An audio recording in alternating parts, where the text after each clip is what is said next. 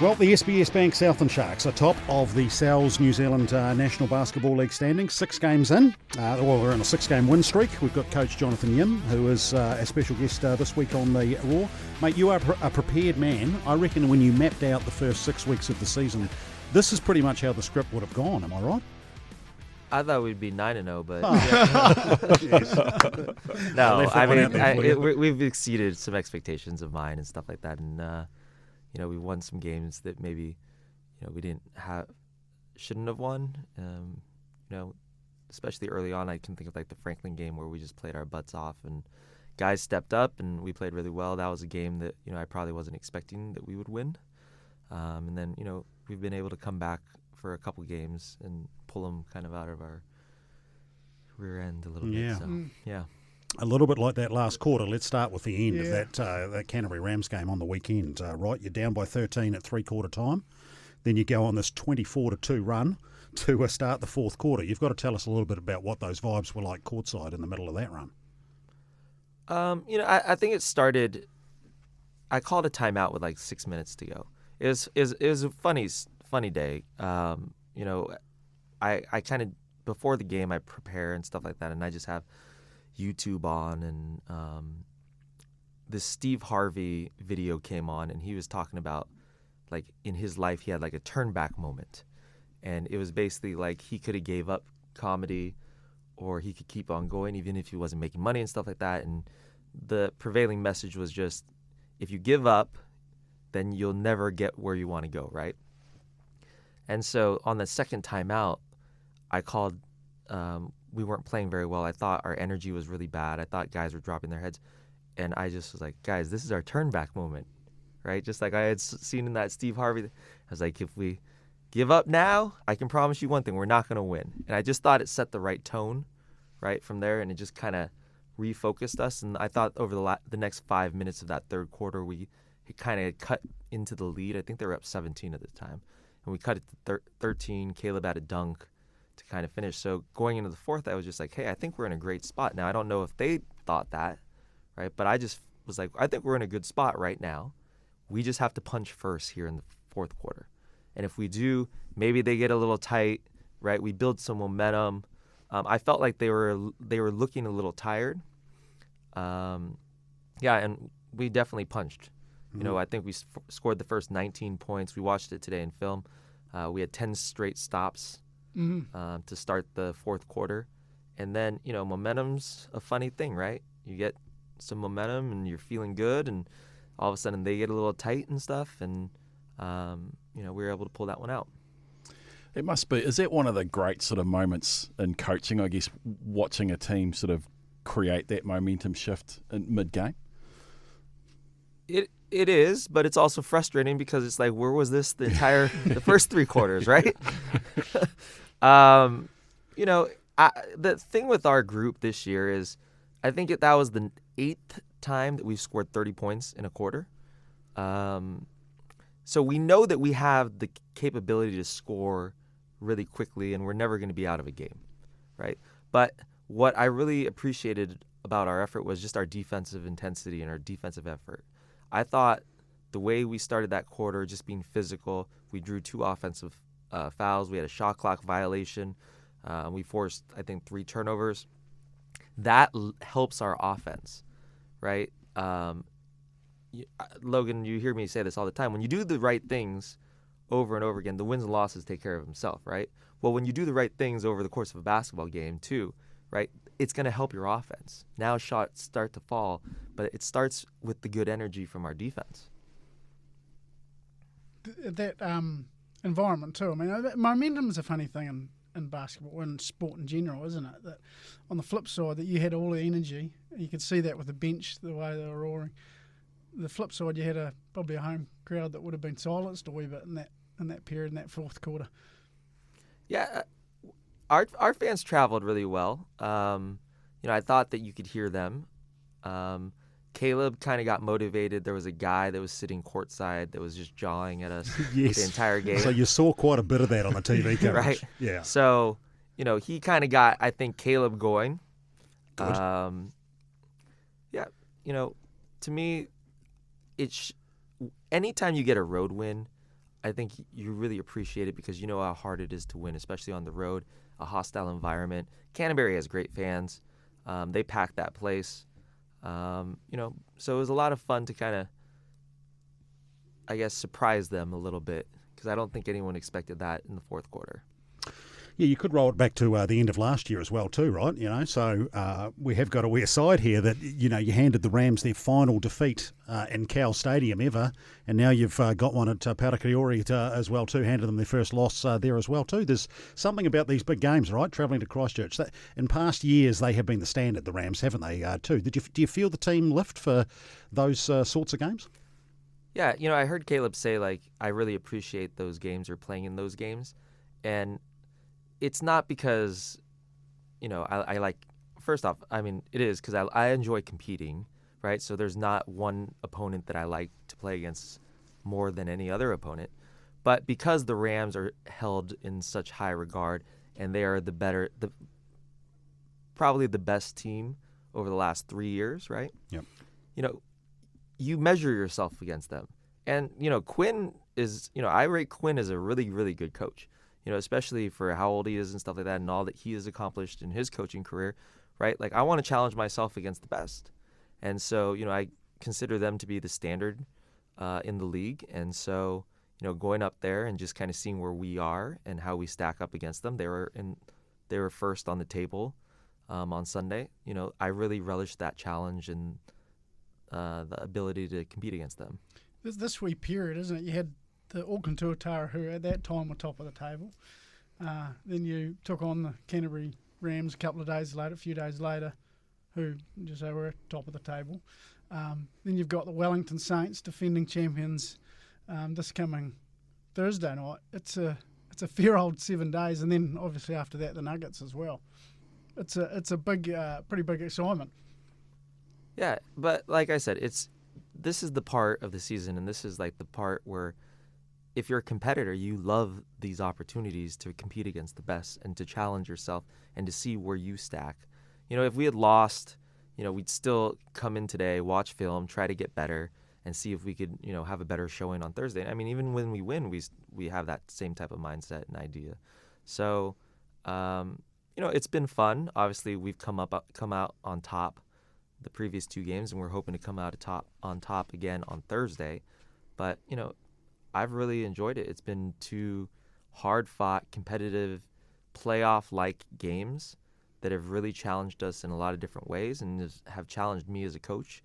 And, I've been very happy with the results and just what we've shown as a team, just with our grit, our competitiveness, and, our ability to kind of fight back from some adversity. I think you might have had a delayed flight in there just to add to the mix of everything that's going on as well? Yeah, we didn't, our flight got canceled. We're supposed to come back Sunday after the game. We ended up having to come back yesterday. We left Christchurch at 4 a.m, flew to Auckland, and then flew the jet from Auckland down. So, yeah. This is the joys of domestic travel in New Zealand. Getting anywhere. Yeah, so it's interesting when you contrast it, I guess, if you have a look at your first experience last year, and we know the run that you went on in the back half of the year, right, to the National Basketball League Grand Final, obviously. A little bit different situation, right? You've now started a hiss and a roar. You are the form team of the competition. You're not going to catch anyone by surprise now, right? You're obviously aware of that. How do you manage that? Because quite a different situation to the scenario you were in at the start of last season, right? Yeah, but I think that our mentality and our process isn't changing much. We're still doing the same things. Whether we win or lose, we do the same thing. We watch the film. We try to get better from the film. We attack practice. We show up. We do the work. And like I said, when it worked out again for us last season and stuff like that. But I think that more importantly, last season it just showed a proof of concept, right? That it will work and that we can be successful if we do it this way. The fact that we have some continuity and we brought back 85% of the team, I think that it just flows right into this season. When we got Braden, Keelan, and Caleb together, I don't think we've lost yet with that group. That's 80% of a starting lineup, that competed against Wellington last year in the grand final. And the crazy thing is, I don't even think we've been I think we have like 2 or 3 levels to get to as a group still, So like I said, I'm happy that we're winning and stuff like that, but our process is just continuing to get better every single day and continue to improve. And we're by no means a finished product, and that's kind of honestly what excites me as a basketball coach. Yeah, I really wanted to ask you about that. Like, we've reached the point that we have, and obviously we've talked about the players that still need to come in, and you haven't had that full roster. Like, where would you place that in terms of what more this team can achieve, and what do you need to do to be able to get there? I think it's just time, right? I think we just need more time together. What's cool about this group so far that we have right now is 10 out of the 12 playing guys were on the team last year. So they have a really good rapport with one another. I loved what Caleb says, it's our superpower on our team is our unity, right? Yes, we can make threes and we're athletic and we're big and all that, but, I've always said that our strength is our unity. And so that's really apparent, and I think that that's helping us get some of these wins, especially the closer wins, is just our togetherness and the fact that, we have a little bit of continuity from last season. And then, being able to add someone like Rylan and Totoko, who fit in seamlessly and filled some gaps where I thought we were lacking last season and stuff like that. They've been huge additions to us, and we'll be able to add Max and Tobias as well here in the next, week or two. And, we know what their background is and their resume, and we know what type of player they are. And I have no doubt in my mind that they're going to only enhance what we already have here. My job as a coach has been, just trying to get us to that point, just like we were last year with Sam and Braden coming in the middle of the year, of building that group, understanding that we're going to have 2 more pieces coming in that are going to fit in seamlessly, that they are going to propel us to that next level as well. These Caleb Asbury post-game interviews are turning into a vibe, aren't they, with the players, the rest of the team getting around him. I mean, it's grace under pressure, isn't it? He does pretty well. I appreciate it because I think it shows our togetherness and it shows our unity, right? That, Caleb, I think when you get interviewed, you're the player of the game, but everyone wants to be part of that, and Caleb allows them to be part of that as well. So I think that that's kind of cool. And I think it's great that they are able to show the rest of the league how close they are and how much they enjoy being around each other and how much they support each other and they root for each other and they're cheering for each other, and they love the fact that Caleb is having so much success. And Caleb, if it was someone else being interviewed, Caleb would be the first one out there, playing with the other guy's hair and headband and making fun of him and everything like that. So, yeah, and the Saints call out, we're coming for you all, Wellington. I see Wellington actually have also responded on their social media channels around that. What did you make of that? I mean, that's who Caleb is, and Caleb's very confident, and but I mean, I think that also speaks to us as a group, right? We all remember July 18th of last year and them beating us and in the championship game. And I think for the majority of us, we've been waiting to play them again. And I know I have, and I know that talking to a lot of the guys, they're relishing the opportunity to get on the floor with the Saints again because, the last time we played them, they beat us. And so, the best thing that you can do is play them and hopefully beat them. Yeah, that's how you get it done. I went to the season launch. You literally pulled out the silver medal from last year and talked. I think I told this story on the podcast straight after it because I was ready to run through a wall for you then, mate, to be honest. But you pulled the silver medal out and you went, "This has been hanging on my dresser."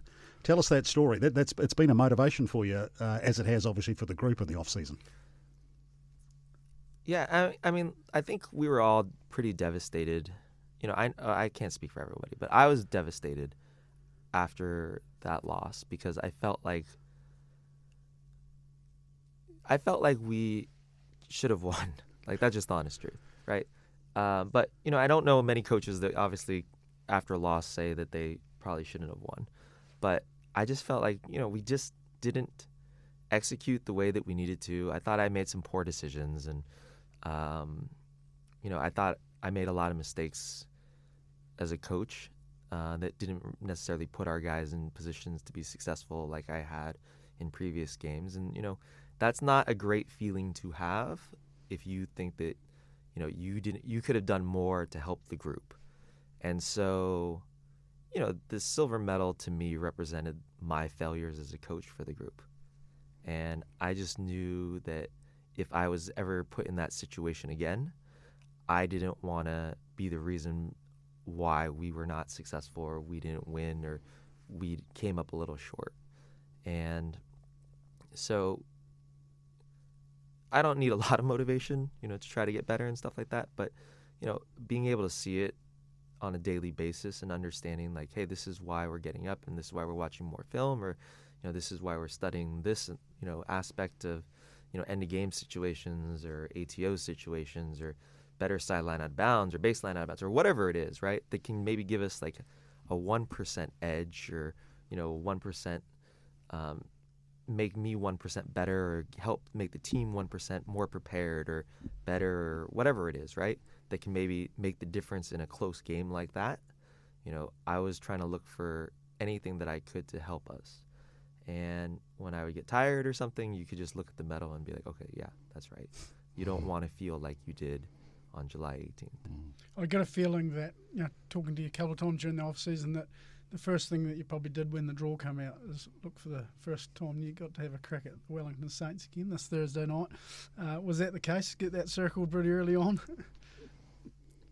Yeah, yes and no.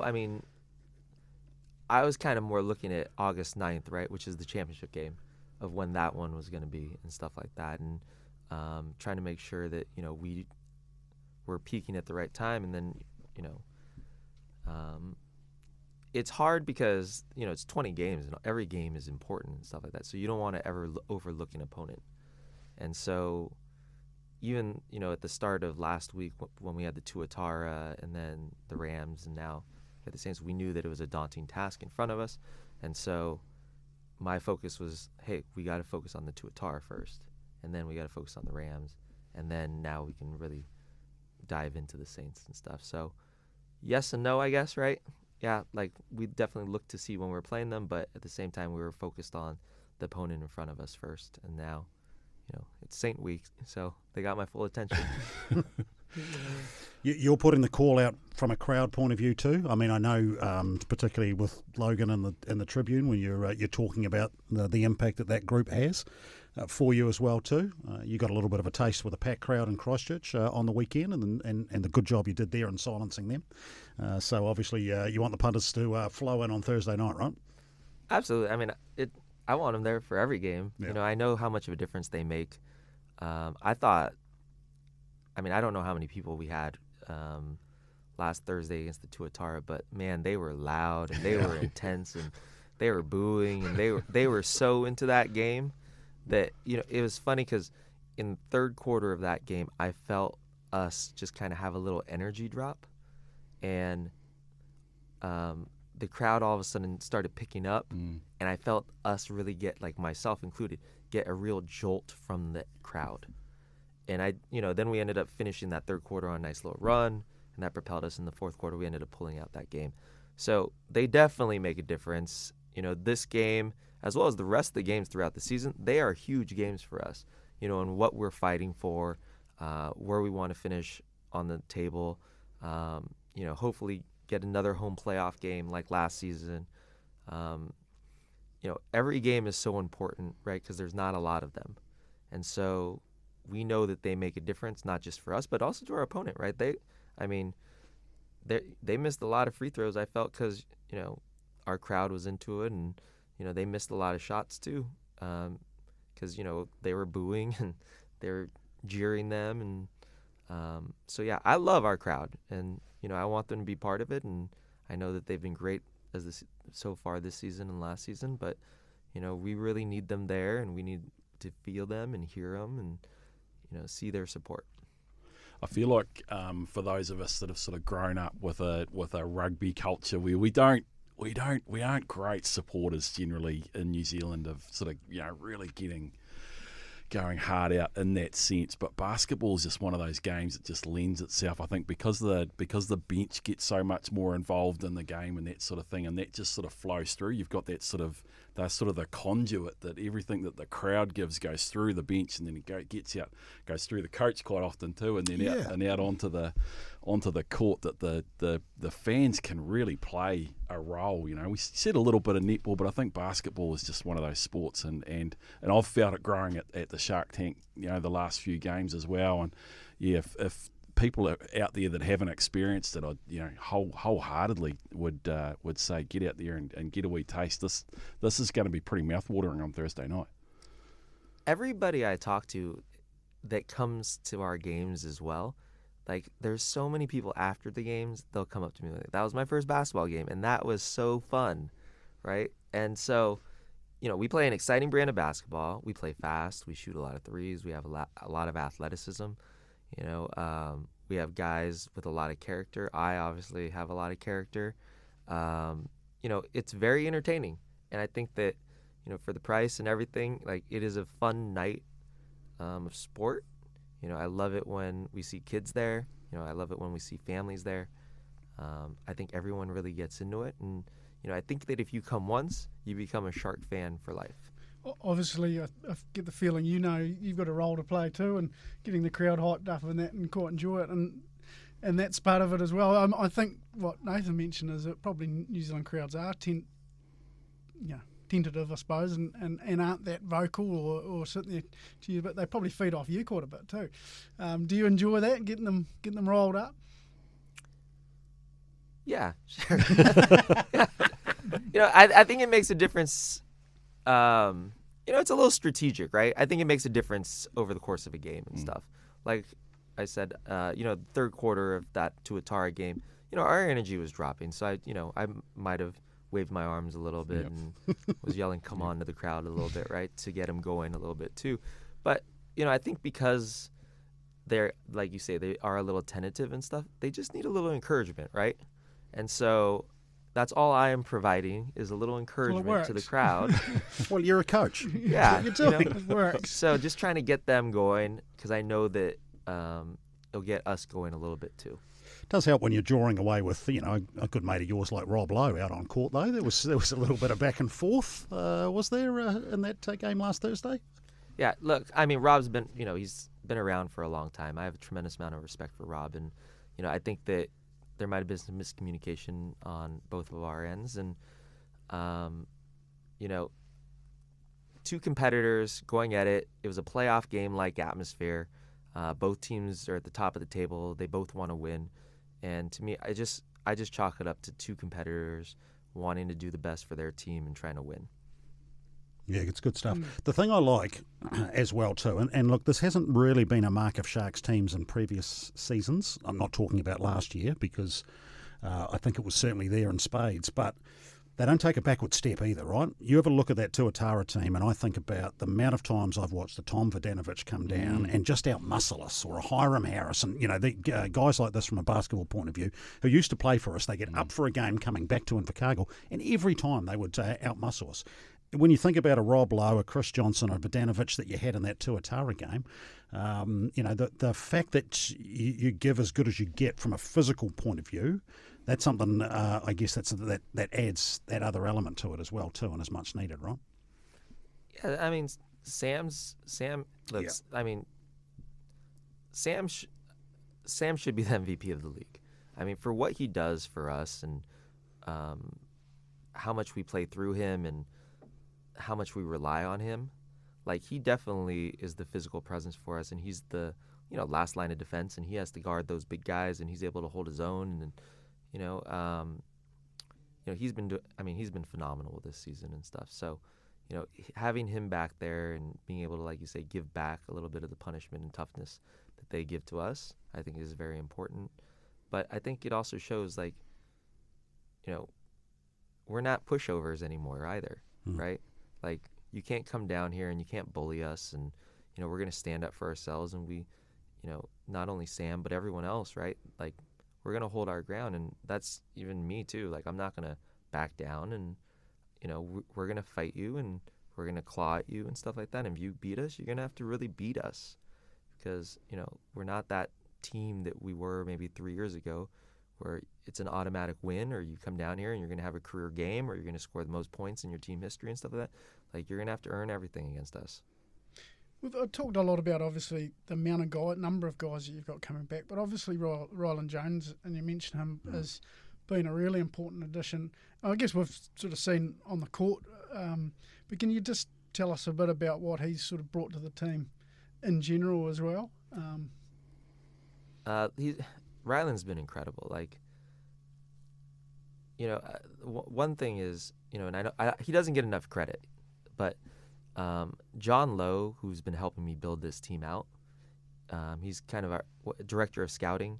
And I know he works with Melbourne United too, but he found Josiah, he found Tukes, and he found Ryland, which I think is incredible, right? So, what John thought Ryland could provide for us, he has done that, and he's actually blown it out of the water, because he is smart. He is always under control. There's 3 things that I really want in a point guard. Can you get us organized? Can you break pressure? And can you pressure the ball? And he does all those 3 things to a very, very high level. He is calm.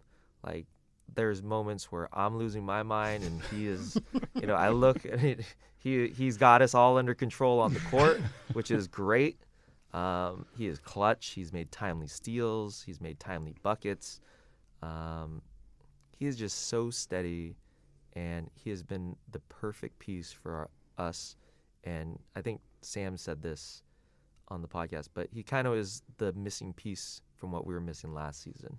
Just that, high IQ, smart, floor general. They can kind of get everyone where they need to go. His dad's a basketball coach, so he's been around basketball, I think, for his entire life. He's played at a high level. He's played in very high level games. So he just, and he's been a winner, right? Everywhere he's been, he's won. So, adding all those attributes and characteristics to our group has just, like I said, it's been amazing, and I'm so appreciative of Ryland. Even a few sneaky rebounds in there too. How does that happen? Smallest man on the court. Yeah, I mean, he's I think he's averaging like 7 rebounds, 6 rebounds and stuff, right? Yeah, and the tough, just a tough kid, Yeah. like incredibly tough. Like he goes in there and he's able to secure the rebounds, great hands, just great feel. What I've appreciated about his rebounding is, certain players just have the ability to kind of read the ball in the air, and just kind of being able to see, is it long, is it short, is it coming off left, right, where the ball is going to go. He just has that knack for that, right? It's absolutely incredible, and he does a great job. And like I said, he's a winner, and he impacts the game in so many different ways. Like, you would never think that rebounding would be a way that he could impact the game, but I know where was it, Franklin, he had 14, 13 rebounds in that game, right, when we were a little undermanned and stuff like that. So he's just a true professional, and we're so lucky to have him. And I know that he was exciting the crowd last Thursday with the Tuatara, with his dribbling, and he had a couple spin moves and some floaters, and people just love watching him play. I'm really going to double down here, because there's a selflessness and a sacrifice. I think he epitomises that, right? He can go out, he's happy with 6 or 8 points, or if you need him to, talk about that Franklin game when you were undermanned, he goes out and drops 25, as he's done a couple of 3 times throughout the season as well. If you need him to score, he'll score, but he doesn't need to around that. So that kind of epitomises, I think, one of the key parts of the culture that you've built here, right, around sacrifice, around that selflessness that's, I guess, so important. We talk about that a lot. It's like everybody's been a guy on a team before, and maybe they've won before, maybe they've been very successful and stuff. But when I think about a championship level team, you have to have multiple guys that can impact the game in a lot of different ways, and some of it's scoring, right? I loved it when we had 5 guys score over 20 points, right? Who wouldn't love that? And in that game, but Ryland Rylan was one of the guys that didn't have 25 points in that game, but he had 14 assists, which means that he, like to me, that's if everyone just scored 2 points off of an assist, right, that equals 28 points. So that's how he's contributing. And so, we've talked a lot to our group that some nights it's not going to be your night to score. Can you impact the game in a different way? How can you impact us winning? It's going to be either through defense, it's going to be through rebounding, it's going to be through the assist, it might be through screening. Even the bench guys, do you bring energy? Like, are you a positive influence on the team? Are you talking to your teammates? Are you communicating with them? Are you communicating to me to tell me to calm down even? There's many, many ways that you can impact winning and just have an impact on the game itself without it being scoring. And so, we have, like I said, we had 5 guys score 20 points in one game. And I think Tukes would have been the 6th guy, and he had 19 or something, right? And so we know that we can score, and we have guys that can score. But are you willing to sacrifice that a little bit for the betterment of the team if it means that we're able to win a championship? Because I feel like that selflessness is going to be important going through the rest of the season too, particularly when you've got another couple of guys to come back into the mix, that there is going to be games where guys just generally isn't their night, or they take a bit of a back seat and might float around rather than sort of being the main man every week. And I guess that selflessness is probably going to be something that you'll continue to preach to the team. It's hard because, like, human nature is, like, especially as a basketball player, it's like we want to score. Like any level that you've played at, you want to score and you want to be the guy and stuff like that. So, it's fighting that kind of mindset and fighting that, I don't want to call it selfishness, because I coached a pro guy, and I remember him telling me, like, Yim, like, I scored 24 and I'm shooting 45% from here, and this guy over here is only shooting 30%. Like, why would I pass him the ball and stuff, right? And, like, I understand that mindset too, but that's literally, like, a lot of these guys have that ideology because they've always been able to do that at a high level. But, sometimes the defenses take you away and you got to give yourself up. And, I think that when you see that with our group and stuff like that, it's, it comes from a place of wanting to win. And at the end of the day, like, we've all sacrificed to be here. I know you wrote a story today about it and stuff. And so, our group's mindset is we don't care who gets the awards, who gets the points, who gets the accolades. All that matters is, are we going to win? That's it. Because the winning makes up for all that stuff. And the other thing is, we just have a good group of guys too. Like, it'd be different if they were all assholes or something, right? But they're not. And like I said, our unity is our strength, and they love each other, and they love being around each other, and they generally want to see each other be successful. And so I think because of that, that's easier for them to be willing to sacrifice too. So obviously sometimes there's a bit of unknown when you do your scouting around players in terms of their ability on court, but what actually they're going to be like coming into an environment. But you've had a pretty good record over the last couple of seasons with Josiah and Caleb and Keelan and now Rylan, about guys that are not just about themselves, I suppose. And that's, how much scouting do you do, or how much work do you do around making sure that that's going to be the right fit? John does a lot of that. John and I we talk pretty much every day. So during the process of recruiting a lot of the guys, we talk to their college coaches. We talk to any other coaches that they might have played for. We talk to players that we know that they've played for. Like I said, probably the number one thing that we ask is just, are they an asshole and can they be coached? Right? And, in general, most of the guys that we've brought in, they all pass that test. And so because of that, I think we know that our culture is strong enough to, when a guy loses his mind a little bit, like, our culture is strong enough to kind of reel him back in and stuff. And Sam's been an incredible captain. Rylan has been an incredible leader as well. Keelan is a great peacemaker for both us and the other teams, and for me, and he loves to talk and communicate with the group and stuff like that, and like I said, they just love each other and they love being around each other, and our big word of the year last year was, and it's still our word this year, is whānau, which is family, right? And they really buy into that, and we really are a family, and so we're able, the guys hold each other accountable more than I hold them accountable, and everyone kind of falls in line really well. Just rolling things back a bit, one of my favourite stories from the start of the season was seeing some of the young local guys get an opportunity, get out there and obviously enjoy that that experience that would have been. How was that for you as a coach and being able to make that happen? It was fun. For Cairo and Will, I think it validated their journey to that point, right? That they were doing the right things and they were working hard enough, and they had gone through the SBA Academy, which was led by Connor, and they did a great job in there. And Cairo, I think he's at Boys High, and Will Jack's at James Haggist, and they both do a really good job there. And I think that anytime that you have a local talent like they are, and they're able to come kind of through the system and through the program, it's a success story, and hopefully that inspires other players of their ilk and to be able to come through, and they can see a pathway to professional basketball.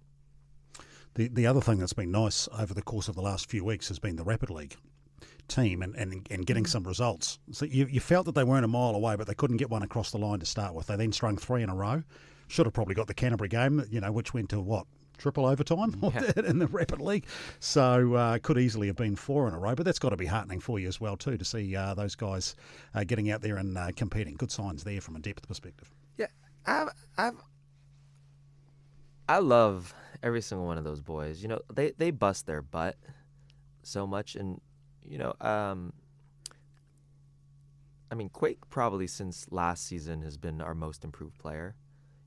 I think he works so hard, even in the off season, just to try to be better, and you can just tell how much he wants it and stuff. And I think Quake's gonna have a long career, here in the NZNBL, and if he wanted to play somewhere else, I think he could. And then the other young guys that have just kind of grown up through the program, I think have been great. Is just Will Ledger, Dane, Riley, and Jack Ramage. They've really grown within the program, and I think that starting 0-5, that hurt them a little bit, and they knew that they were better than that, and they kind of kicked it into gear, and they took it a little bit personally, and they were able to reel off some pretty impressive wins. I think the Tuatara were in first place. That's following a couple close losses too. The Phi were undefeated, and I thought that we competed really well against them, and we lost a tough one, I think, to Taranaki, and so they were really close and stuff. And so again, it's nice to see that the hard work that you put in ultimately leads to the wins. I think it's the beauty about the Rapid League is that these guys would, if there wasn't the Rapid League, would still have a really important role to play, probably more in a training sort of setting, and we wouldn't, the public, when I say we, wouldn't get to see them so much out in court. But the beauty is now that they play that important role, I guess, in trainings, but now they also get to have a bit of a go, get out there on court in the Rapid League as well. Well, just take our season, for example. They weren't, I'm going to be honest, they weren't ready, and part of it was my fault that they were not ready to play that Otago game. And so, they had to play significant minutes. We had guys that played 20 minutes against Otago that had only played 20 minutes the entire season of last year. And so they just were not ready. And, what I appreciated was then our next game was Franklin, and they really stepped up. Quake had a great game, Jack had a great game, Dane had a great game, Will had a great game, right? Riley came in, provided minutes to all of them played really, really well in that game, right? And I think that was important because against the Tuatara, Will and Quake had to come in the third quarter and play some significant minutes at a very key stretch in that game. But if they didn't get that experience, not only from Rapid, but just the experience from maybe game 1 and game 2 and game 3 when they had to play significant minutes, right? They wouldn't have been ready for that moment when they had to play against the Tuatara. And they came in and they provided us what we needed in, their 3 to 6 minutes, and they gave us the jolt. They gave us a lift. I have nothing but full confidence in them. I know that their teammates have nothing but full confidence in them as well when they come in. And, they were able to give us what we needed to help us get over the line. And so you're absolutely right. Rapid is great. It helps them and it gives them confidence, and you do get to see kind of the work that they're putting in and stuff. But I think it also helps them for the main game as well. It must be great as a coach being able to look down the line and know with confidence that you've got guys further and further down the bench that you can call up, eh? Yeah, I mean, it beats looking down there and going, "Oh no, who are we going to put in?" Right? Yeah. I mean, I'd rather scenario. You feel. can have the other problem though when you get a couple more come in, and who do I leave out? But anyway, that's a good problem to have. But it is a good problem to have. But also, I don't think that it's going to be a problem. I think that everyone else thinks it's going to be a problem. I don't foresee it being a problem because I know the character and the type of player that we're bringing in, and I know what they're about. I know what our group is about, and I have confidence in our group and the people that we have within our culture. So you sit top of the table, you've strung 6 together. Now, a lot of work to do. But tell me how you guard against getting a little bit too far in front of us yourself here, as probably the rest of us around the group will start thinking about finals, home games, We're good at that. all of this sort of stuff, right, as we start playing the string out. And I know there's a great cliche of one game at a time, and it's like most cliches, they're true, so that's exactly what the answer will be. You can't give that answer. But what is the answer there about how you stay in that moment and you don't get too far ahead of yourself? Do you see that as a risk? I mean, you want to think like that, though. I mean, it's better than the alternative, right? Which is when is the season over, right?